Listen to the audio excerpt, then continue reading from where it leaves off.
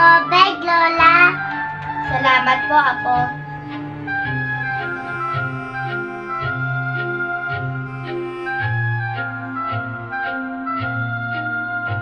Lobat na, malas.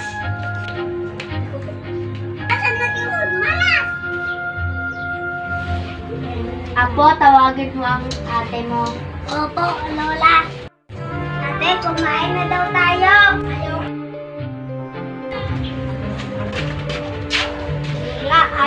Ayaw daw niya. Sige na lang ako, kain ko na lang po dito. Ayun yung kain. Saglit lang.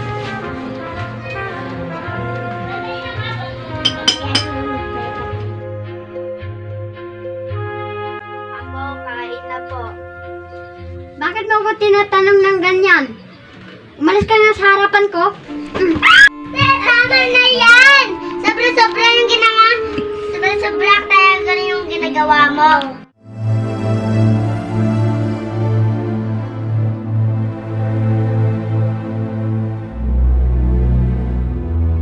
Sana po, Lola. Ganyan lagi sa ate.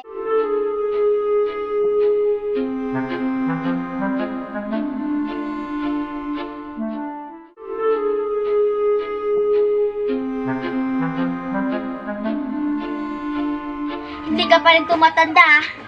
Ang dapat sa'yo, paparusahan ka.